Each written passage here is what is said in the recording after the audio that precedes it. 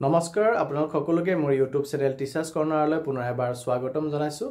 আজি এটি খুবেই গুৰুত্বপূৰ্ণ ভিডিঅ'লৈ আপোনালোকৰ মাজলৈ আহিছোঁ। কাইণ্ডলি ভিডিঅ'টি শেষলৈকে চাব, চাই ভাল পালে লাইক এণ্ড শ্বেয়াৰ কৰিব আৰু চেনেলটি যদি এতিয়াও ছাবস্ক্ৰাইব কৰা নাই কাইণ্ডলি ছাবস্ক্ৰাইব কৰিব।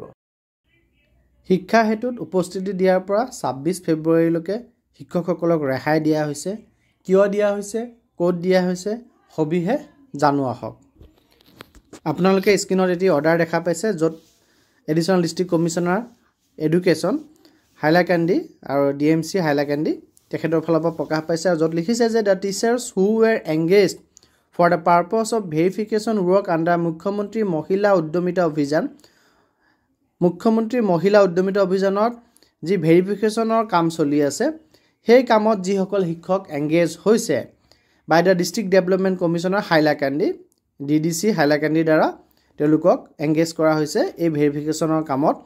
তেওঁলোকক hereby exempted in daily attendance in Shiksha Setu portal up to 26 February 2025 and will be treated on duty.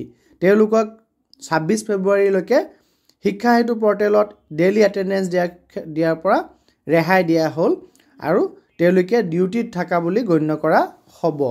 এই সম্পৰ্কে এই পত্ৰটি ওলাইছে, অৰ্থাৎ যিহেতু আমাক স্কুলৰ কামৰ পৰা অইন কামত কিছু সংখ্যক শিক্ষকক ব্যৱহাৰ কৰিছে আৰু সেই অইন কামত থকা সময়তো তেওঁলোক ডিউটিতে থকা বুলি গণ্য কৰা যাব আৰু তেওঁলোকে স্কুলত শিক্ষা হেতু পৰ্টেলত এটেণ্ডেঞ্চ দিয়াৰ প্ৰয়োজন নাই।